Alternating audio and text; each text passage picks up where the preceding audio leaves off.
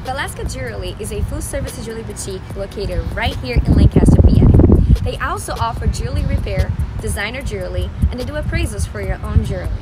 We're here today to interview the owner of this women-owned business, Miss Kathryn Veleska. Come on over with us.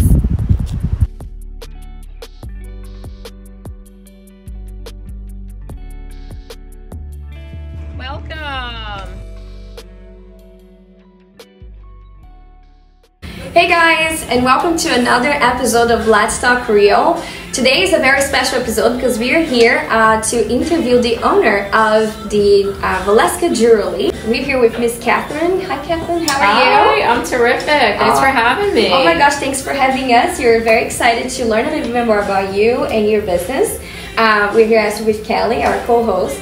So we're gonna fire away at two, so hopefully you're ready to go. Okay, all right. Ooh, speed questions. All right, we got answers. Awesome. Kelly, if you want to get started, that would be awesome. All right, Kathryn. So can you tell us a little bit about your background and what inspired you to start the jewelry business? Oh my goodness, that could just take up the whole episode right away. Easily, right? Easily. That's a big question. Mm-hmm. I don't even know how to answer that quickly. Started making jewelry when I was 12 and fell in love with it. Went to college, got my BFA, was artist in resident at Millersville. That's what brought me here to Lancaster. Loved the area, started my business, and now we're 37 years later. Here I am. Wow. 37 years in the business. It's my 37th year, That is very exciting. Congratulations for staying for so long. Yeah, and having such a successful business. I appreciate it. And amazing jewelry, because we're like looking around. Yeah. We just can't stop looking. The lights, everything is the shining. lights are shining, it's white diamonds. Yes, we are definitely a sparkly I've already place. priced a few things. The basics. Okay, so what you think sets your jewelry apart from others right now in the market? I think our uniqueness. So we've got quality and creativity at the same time. So I always try to bring a value for the dollar to my customers as well as something unique. Like I listen to what they want and then I can deliver. Whether it's something right in my case, I can go, oh, I know the perfect thing and pull it out. Or I can just sit and I draw and I design it and then I make it because I'm a custom jeweler. So I design and make special jewelry. Because that's what makes a difference right there, is being able to customize to the client. And that's great. Awesome. Yes. Okay. So how do you source your materials for your jewelry, and what factors do you consider when choosing the supplies? Oh, I think it's case by case what we're looking for. I do, of course, having been in the industry for so long, I have a lovely, I'll say, corral, a family, a community of suppliers that I use. And we, of course, believe in, fair trade and ethical. Recycling. I do a lot of recycled metal in my work, with the gold, so that I can take your old gold, melt it down, and turn it into something new. Wow, that's pretty cool. That's pretty cool. Yeah. So can you walk us through your design process from concept to finished product? Oh my goodness. Can I get a visual aid over here? Yes, of course. All right, let me grab some. I'll have my sketchbook, and then I probably should cover the name, where I can do a bunch of sketches with the customer, and then I will convert that sketch into a more refined drawing, and then go into a wax CAD model that gets wax printed, cast, and then all the stone setting and finishing. So it takes about 4 to 12 weeks depending on the intricacy of the project. Wow. But it all starts really with pen and paper and my sketching and drawing, and then I'll use my iPad and we'll combine. So I'll listen to what you're saying, and then we will create the piece together. Wow. So 4 to 12 weeks. 4 to 12 weeks. That is definitely a very detailed process for sure. Yes. So depending on the complexity of the piece, absolutely. Thanks for sharing that. That's awesome. That is awesome. How do you balance your creativity and practicality with designing the jewelry?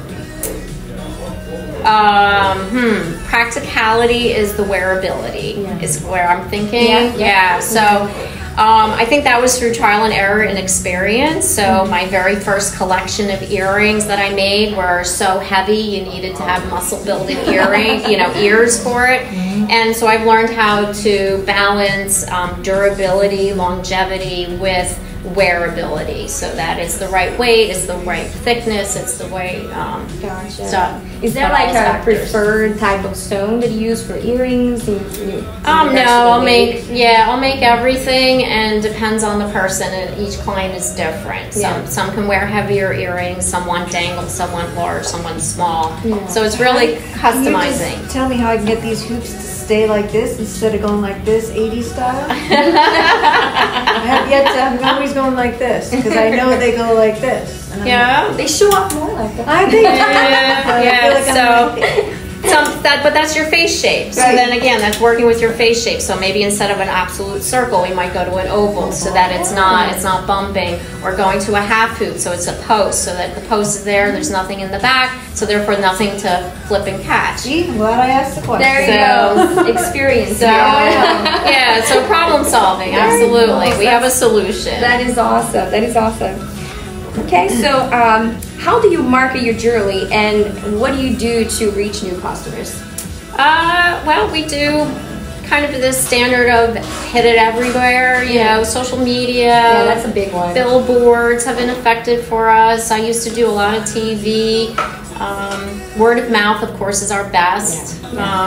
I tell people about this place all the time. Yeah, so. Tell me about you. So. Yeah, there we go. There you go. Absolutely. So we have different marketing strategies, and we have a lot of events. So like we have an estate event, so we'll bring in an outside person, and we'll have $1 million worth of amazing jewelry for people to see. We're gonna have an Easter egg event that's coming up where we're giving away $20,000 worth of jewelry. Come in, pick an egg. Ooh. So we just have a lot of fun things that we like to do. That on your website. So we have fun things that happen in the store. So just always trying to, you know, like life is short, and I want people to have fun and wear sparkly things. Yes, and if you guys want to be able to learn more about the events that are coming up and want to learn more about her pieces and get in touch with her, please look at the link below. We have her website here. Just go there and browse and have fun.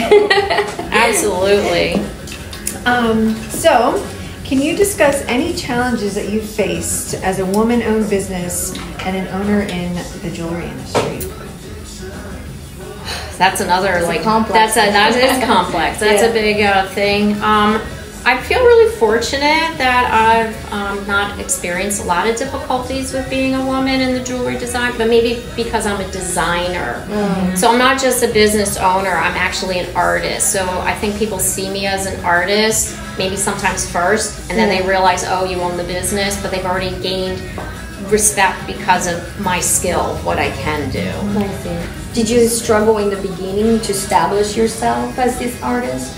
Sure. I mean, that's time in, you know, I do. I feel fortunate that, you know, I had a lot of grit to just keep, and you know, and taking the rejection, and instead of as rejection, take it as what can I learn from it? And then learning from it, and then making each step forward to get my, I don't know, I guess my self-confidence. Yes. Yes. So I think self-confidence, self-esteem is probably, you know, probably the biggest thing to have. Yeah, no, that's great. You said something about grit, and I think females in any industry, we have to have a little bit of that, if not a lot of bit of that, in order to kind of go through some of the hurdles that kind of comes in life towards us. That's for sure. Yes. Yeah, not letting that get you down. It's always, I think, about taking the next step. Just realizing that it may be a dance, it may be a cha-cha where you're going two-step, one-step, but you're always moving forward. And I feel fortunate. I have always moved forward in my life. That's awesome. I'm so glad to hear that. Yeah. So how do you see the future of the jewelry industry evolving, and how are you adapting to changes in the market right now? Oh yeah, it's changing faster than you can snap your fingers.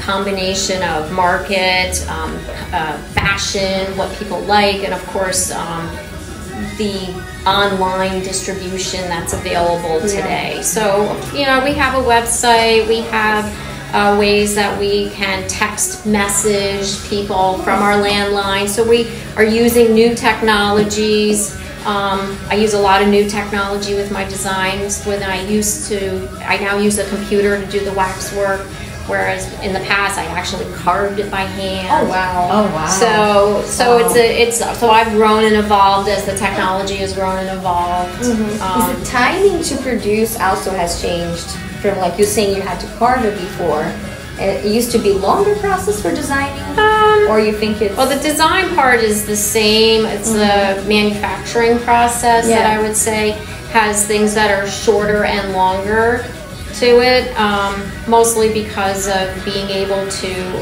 like I can outsource to a company to print my wax so that they have really big $200,000 equipment to do this little piece that I need, and I just rent time on their machine instead of my having to own that machine for the 2 minutes that I need it. Oh, I gotcha. You gotcha. So I can pass that savings on to my customers, but I can also deliver the quality of a more expensive piece.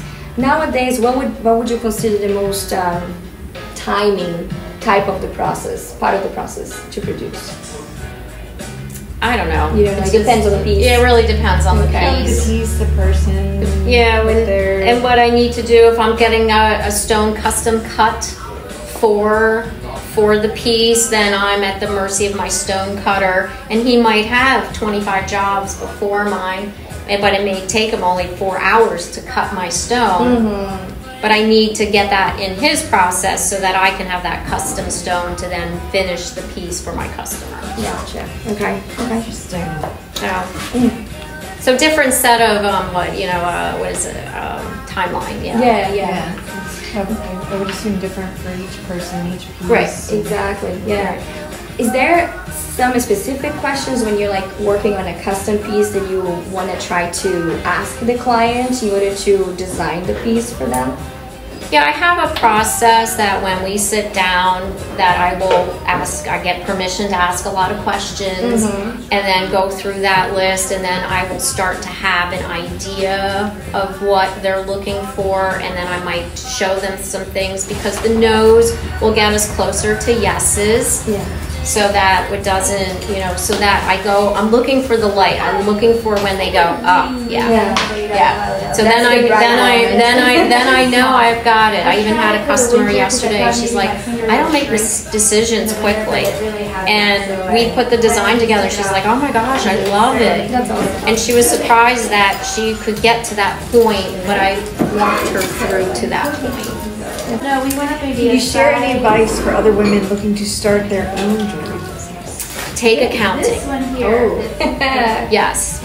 I wish, coming from the artist side versus the business side, I wish I had paid more attention to the business side, because it all comes down to the dollars and how those dollars work and your profitability and understanding those numbers. So that would be my biggest advice, would actually be learn your numbers and learn how they can work for you, learn how metrics can work for you, and learn process. That was a new term I learned a couple years ago, and it's like, as I've implemented processes, the smoother the workflow is, and of course then that's less stress, more time, more efficiency, it all comes together. And I think also having a good extended team, right, of like people that you can build your team. Absolutely build your team. But sometimes you have to educate yourself enough in a section so that you know how to direct that element. Exactly. Versus if you just hand off all your accounting and you go, I don't care, and then at the end of the day they say, oh, you made $3, and you go like, right. It might be better to know why you only made $3, so then you could circumvent and rejigger things so that at the end of the day you have a little bit more to show for it. Definitely, that's a really amazing advice. I think for any business, really, not just for jewelry, but any startup business would be very important to know your numbers, understand your processes, understand how much it costs to do it, everything within it. Yeah, that's a great advice. Okay, so what is some exciting developments or projects that you are doing right now to grow your business? I know you mentioned some events. Is there anything else coming up that is exciting, new? Oh, I mean, we just have a lot of different events that happen. One of the things we also are a part of, we're doing Bike for MS, so we're putting a team Veleska together. We're trying to raise $20,000. Wow, that's amazing. To fight MS. One of our employees has it, and I rode in a ride last year with my son in Colorado, and it was so, it was such, it was the furthest I'd ever ridden in my life. So it was really this real process of, learning what you can do as a person, and then what we were doing for people who have MS, and it turns out a lot of my customers actually have it or have family members. It was just kind of really, I had my eyes open by that. So this year we're going to be part of a team to ride the City to Shore ride. So that's awesome. Is that going to be on your website as well? Yeah, that will be on our website. The tab's not there yet, but it will be. Will be soon. We're working on that with some sponsorships, and just we always give back to the community and work with the community. So and we love that. That was one of the reasons you were the chosen one for us to do this Moms highlight, and we're so excited for that because we see how much you contribute to the neighborhood and to the area. So we're really excited to be able to be doing this with you. Thank you. You're our first one, our first highlight. All right, I love it. Number one. Hey, you know, can't be a perfect 10, might as well be number 1. There you go. Exactly. Thank you a little so bit of much. sparkle. Well, with a lot of sparkles. A lot of sparkles. Yes, in this case, a lot of them. The more the better. I should have brought the tiara out. We all could have won that. More than that would be fun, actually. Alrighty, well, thank you so much for having us, Kathryn. It was very nice talking to you and very nice meeting you today. Yeah, it was great meeting you, and I enjoyed all the times we've always gotten together. Yes, thank you. Yes, that's awesome. And you guys, if you have any additional questions or would like to learn more about Kathryn Veleska, I'm saying it right? Veleska, okay, yes. V-E, that's the trick. Yes. So if you want to learn more about her business, again, her link is going to be right underneath here, the video, in whatever source you're watching this from. And if you have any additional questions, always reach out to me or Kelly. We'll be here to assist you. Have a great day, guys. Bye. Bye.